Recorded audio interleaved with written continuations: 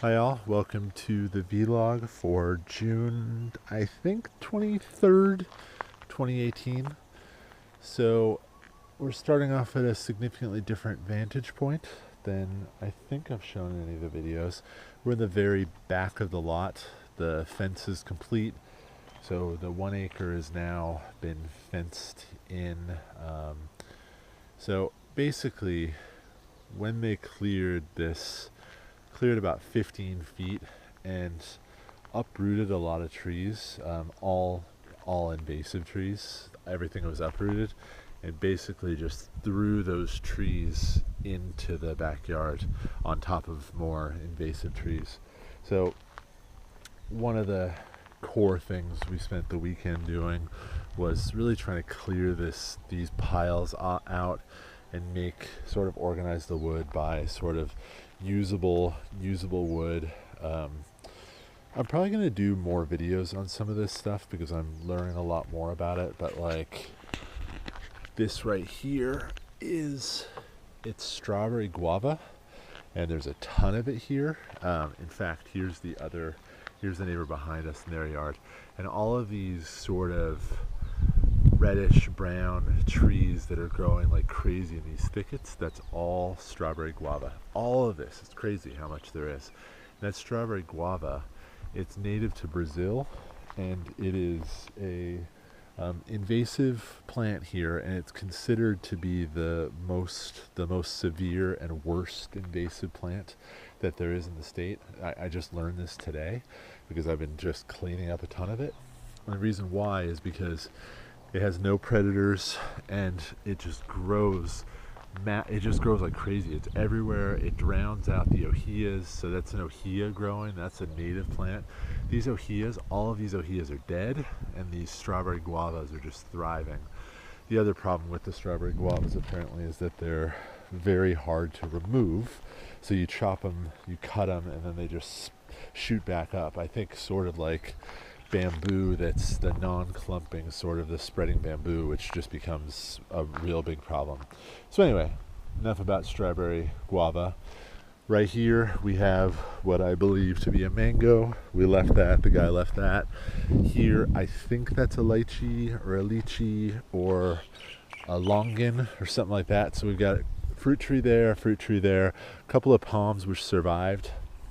So it was a pretty busy, exhausting weekend of just cleaning some of this junk up. But this is just representative. It's just piles of organic matter that I'm trying to clean up as quickly as I can to get the good stuff out from the bad stuff.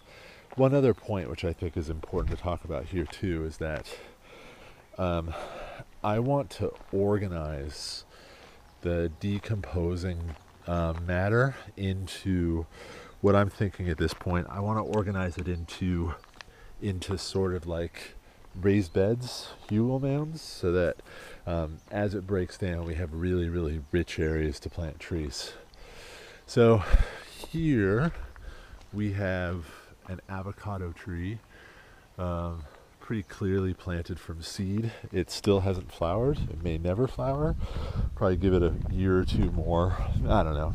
Give it to the point where we need to take it down, but I'm fairly suspicious if this thing is whatever, I don't know, 30 feet tall, 25, 30 feet tall, and it doesn't have any, it's never fruited, it's never flowered. That makes me think it never will. So going down the yard, side of the yard to the house, and basically the only other major projects for the weekend that we did for the week, I guess, because it lasted, is we added to this area. So this area has now been more or less set, I guess, with some structure. We'll do this next, as this is kind of open and ready to rock and roll. Planted a new lemon tree, which should be awesome. And then here, like, this is going to be pretty interesting. I don't know how well this shows up on camera, but you can see that there's, well, from here you can see that there's a slow natural incline here, probably a 4-foot difference from there to over there. So we made a retaining wall, excuse me, a retaining wall, and what we want to do is use this as sort of a level to bring the yard up. So we'll probably continue that retaining wall over here, but basically a lot of this debris and matter that came from some of the felled trees there, I've just been stuffing it down there. There's a nice little centipede, millipede, whatever that is, for you to enjoy. But so this was quite a bit of work, because these were bigger rocks. We wanted to do a retaining wall with some heavier rocks. So there's a lot of rolling going on because they were so big. And then the last and final thing I'll talk about today, sorry I just lied, I'll talk about 2 more things. This is a hugel mound. I did I filmed some stuff to try to post a video, which I will at some point, on how I made this, but what I did, made a raised bed, probably 2.5, 3 feet tall, and then I filled it with a bunch of branches and other woody matter from over there, packed that down, put some newspaper or some cardboard newspaper on top of it, and then covered that with mulch, and I mixed chicken compost in with the mulch, and I planted asparagus in here.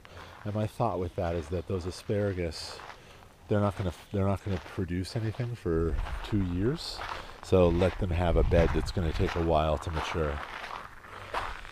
And the final thing, I promise, is we took this banana area and started to convert it into a raised bed. So the guy who installed the wall moved some of these rocks. These are huge rocks.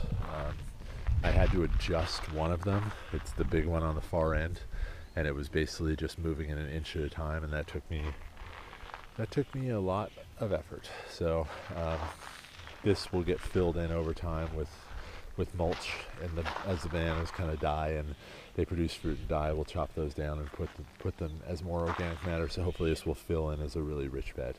But that's all we got for today. Pretty productive and tiring weekend. So hope you enjoyed. Tune in for the next one. Bye bye.